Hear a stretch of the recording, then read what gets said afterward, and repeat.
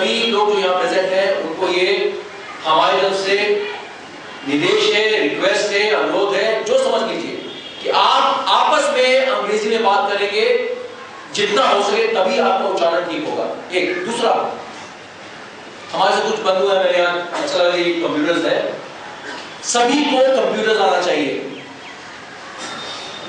ये कोई ऑप्शनल चीज नहीं है। आने वाले 20 वर्षों में अधिकांश चीज कंप्यूटर्स में होंगे। हम जिस संस्था में अभी हम गए कुछ दिन पहले, कोऑपरेटिव हाउसिंग फेडरेशन, वहां का वेबसाइट नहीं था। मैंने उसको कल परसों लॉन्च किया, 25 तारीख को, जिस दिन 1 वर्षगांठ था सरकार का, उस दिन हमने लॉन्च किया। हमने हम गए तो वहां 5 नया कंप्यूटर डेस्कटॉप खरीदा और उसको इंस्टॉल कराया और लोगों को ट्रेन कर रहे हैं वहां कंप्यूटर पर काम करने के लिए। अगर आप कंप्यूटर से वाकिफ नहीं हैं, उसको नहीं सीखिएगा तो आप पीछे रह जाइएगा। इसमें इस मामले में भी अगर कोई आपको बरगलाता है या कोई और शब्द बोलता है, कोई और दिशा देता है, तो माफ कीजिएगा, मैं उनसे सहमत नहीं। तो अगर आज के हमारे जो वार्तालाप के बाद अगर 2 चीज आप सबको याद रखनी चाहिए, वो है हम हंसी के पात्र ना बने। बिहारी लोग हंसी का पात्र ना बने अपने उच्चारण से। उसके लिए अंग्रेजी बोलना और कंप्यूटर जानना बहुत आवश्यक है।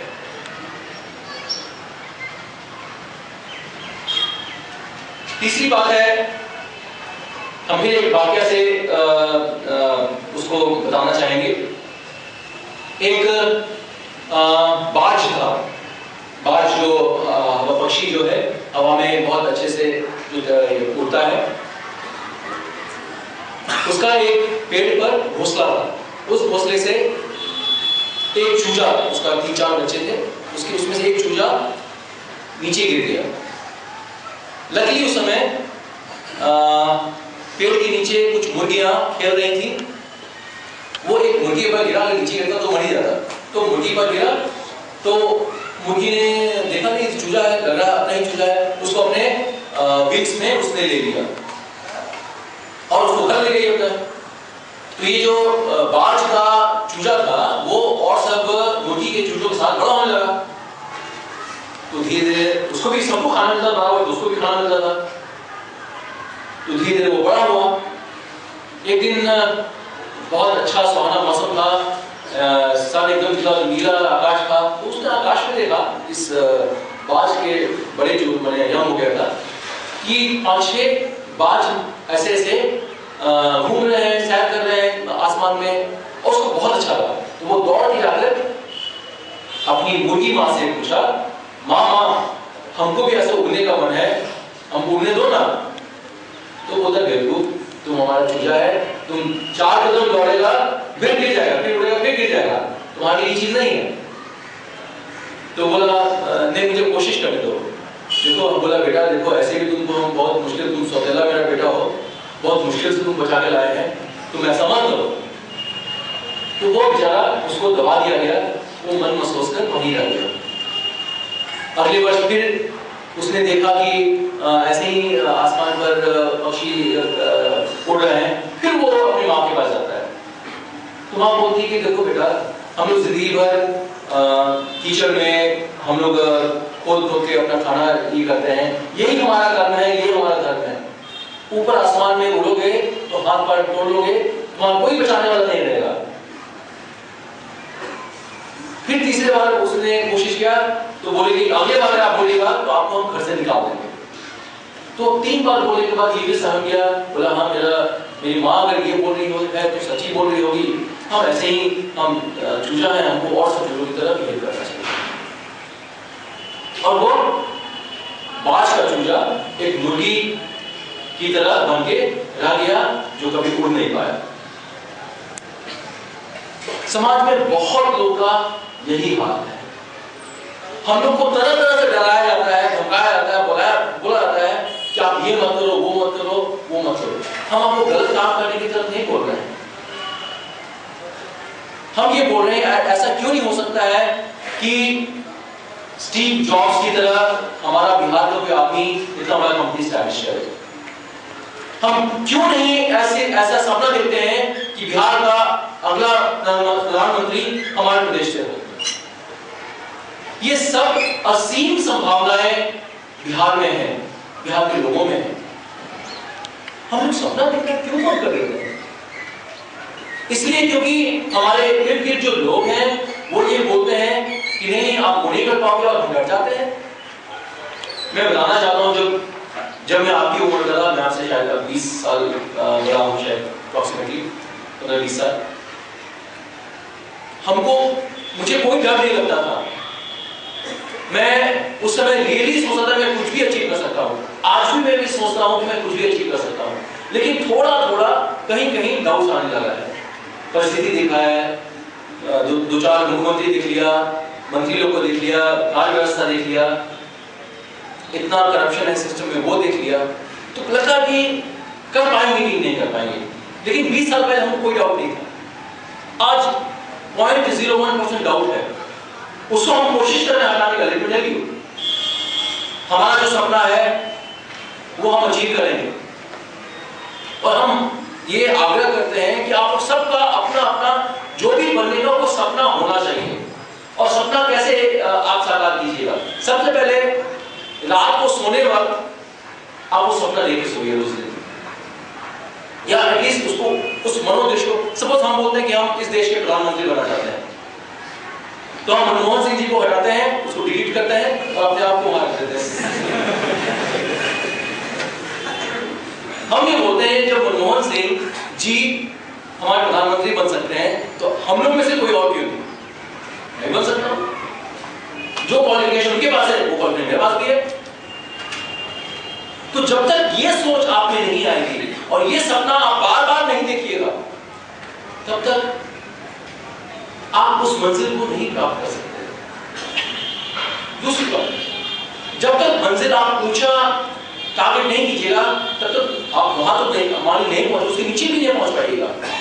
मंजिल हमेशा अपने औकात से ज्यादा सेट करना चाहिए, ताकि आप अपना औकात उससे तो थोड़ा बढ़े। तो ये सपना देखना, उसको बार बार देखकर उठना, सुबह उठना, फिर वही सोचना, और एक मिशन होना चाहिए लाइफ में, एक ध्येय होना चाहिए कि हम ये करेंगे और करके दिखाएंगे। मैं एक और वाकया बोलना चाहता हूं। सत्संग कितना जरूरी है, स्पेशली यंग उम्र के बच्चों के लिए। मैं जब छोटा था तो देहरादून से सत्संग परिवार से वहाँ गुरु माँ आया करती थी। तो मैं छोटा बच्चा 3-4 साल का, मुझे यहाँ तक स्मरण है। तो मैं चूंकि पूरे ऐसी महफिल और जमती थी, तो गुरु माँ हमको बुलाकर अक्सर अपने एक सप्ताह का चलता था तो हमको गोदी में उठा लेती थी। तो मैं उनके गोद में बैठकर पूरा 3-4 घंटे का सत्संग करना सुनता था।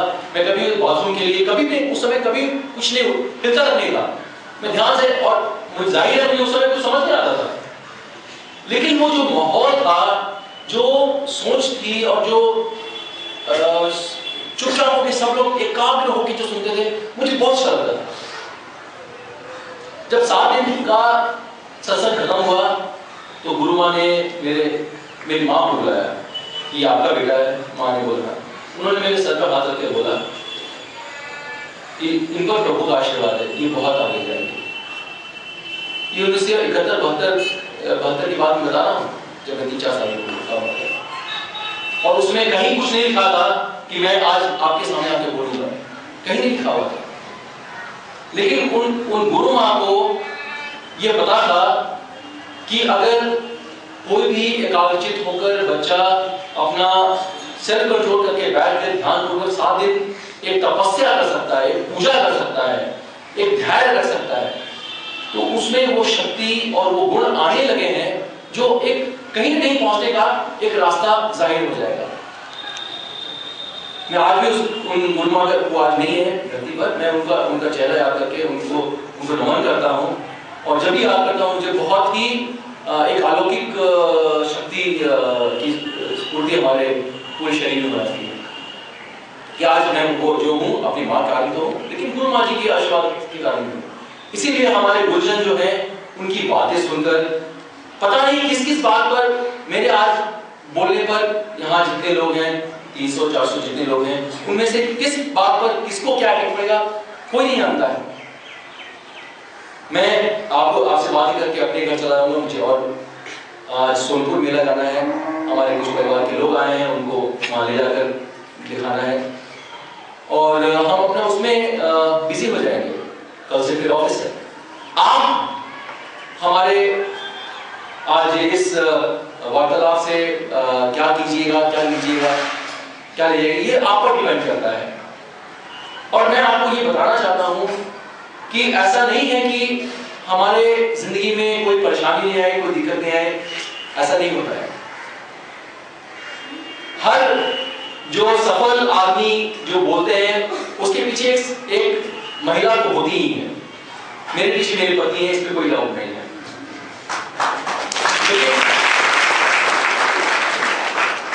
लेकिन उसके साथ साथ आपकी कड़ी मेहनत और परसिस्टेंस, माने बार बार कोई चीज करना, कुछ करने की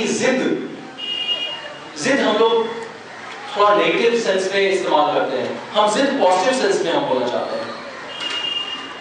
जब तक आपको कुछ हासिल करने की जिद नहीं है, जब तक आपको कुछ बड़े होने की जिद नहीं है, तब तक आप बड़ा नहीं हो पाएगा। और बड़ा होकर दूसरे पर दमन नहीं करना है, नहीं, बड़े होकर आप अपने से नेक्स्ट जनरेशन को बताना है कि बड़े होने का फॉर्मूला क्या है। और जो चीज है वो अपने आप ईश्वरीय शक्तियां हैं जो अपने आप आपके पास आते नहीं। मैं आपको बताना चाहूंगा कि मेरी 21 साल की नौकरी हो गई, लेकिन आज मैं आपके पास बैठ जाऊंगा तो जो बोलेगा बंदा तो नहीं लगेगा कि आपके बीच वाले आदमी नहीं है। वो इसलिए क्योंकि मैंने ईमानदारी से नौकरी की। मैंने आज तक एक पैसा भी सरकार का या किसी आदमी का नहीं लिया है अपनी पूरी नौकरी में।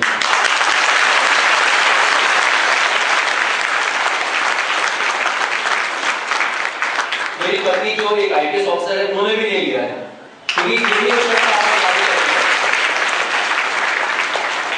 हमारे जो बच्चे हैं हम उनको यही बोलते हैं कि कभी भी किसी नौकरी में हम नहीं बोलते कि आईएएस आईपीएस आप ही बन जाइए। हम नहीं बोलते कि आईएएस आईपीएस हम बन गए, आप कुछ और देखिए, कुछ और नौकरी कीजिए, कुछ और कीजिए, ऐसा कीजिए जो हम लोग को भी मजा आया कि यार ये तो अलग कुछ करके दिखाया है। हम हमेशा बोलते हैं कि ईमानदारी एक कठिन राह है। कभी कभी महीने के अंत में लगता है कि थोड़े पैसे कम हो गए तो दाल रोटी और थोड़ा कम सब्जी पर भी हमारा गुजारा चल जाता है। लेकिन ये कभी नहीं हुआ कि किसी से पैसे लेकर बाजार से चिकन ले आए, मीट ले आए, मछली ले, कभी नहीं। तो अपने जरूरतों को सीमित कीजिएगा तो करप्शन का एक बहुत मेजर प्रॉब्लम को खत्म हो जाएगा। जरूरतों को सीमित।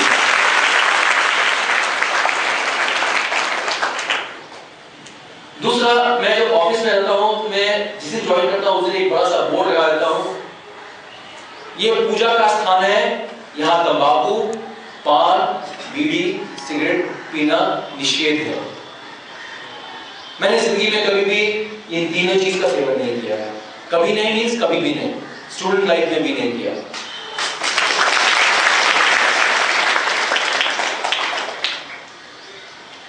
पान खाना कभी कभी कोई बहुत खराब बात नहीं है, लेकिन तंबाकू खाना इज एडिक्टिव। उस पैसे से आप बिस्किट, टॉफी, च्युइंगम कुछ और खा लीजिए, कोई मना नहीं कर। और ये जो पान खराब का मसाला ये सब तो प्लीज फॉर हेवन से प्लीज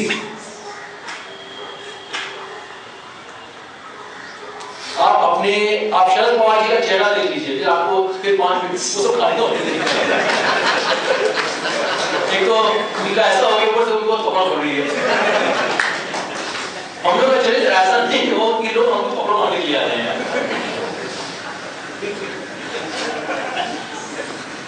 तो कहने का मतलब है कि जिंदगी पारदर्शिता लाइए और स्वच्छता लाइए। ये शरीर में आत्मा का वास होता है और वो आत्मा जो है जो निरंतर चलता है वो मरता नहीं है। ये चीज अगर आपको लोग बोलते नहीं ना यंग लोग आपको विश्वास नहीं कीजिएगा। हम वो किताब लेके आए हैं, हमारे पास ऐसी किताब है जहां एक नहीं 100 वाक्यों से प्रूव किया गया है कि आत्मा है और वो परमात्मा का ही अंश है। हमें जो भी अच्छाई है, ऐसा नहीं है कि मैं सुबह में जब उठता हूं तो मुझे थोड़ा सा आलस नहीं लगता यार थोड़ी देर और सो लूं, जाने में तो रहे मुझसे और मन करता है थोड़ा देर और यार 5 मिनट और। लेकिन मैं फिर अपने माँ दादी याद करता हूँ, परमात्मा को याद करता हूँ। बोले अगर वो रहते और प्यार से बोलते उठ जाओ बेटा अब काम करने का समय आ गया है, तो मैं सोचते रहता क्या, तो मैं अपना मन मार के फिर उठ के मैं उठता हूँ तो सबसे पहले धरती को नमन करता हूँ, क्योंकि हमें एक और दिन जिंदा रहने का मौका मिला है, एक और दिन कर्तव्य करने का मौका मिला है। सबका समय सीमित है। अब देख लीजिए इस साल कितने लोगों का निधन हुआ। शमी कपूर साहब चले गए, भूपेन हजारिका साहब चले गए, क्या आप देखते रहिए पेपर में आप पढ़ लीजिए, बहुत बड़े बड़े हस्ती इस साल गुजर गए। और तब भी हम लोग को ये विश्वास नहीं होता है कि हम भी गुजर जाएंगे। यही अजब घटना है कि हम लोग की जो अमर रहने की चाह है वो मरते दम तक सीमित नहीं होती है।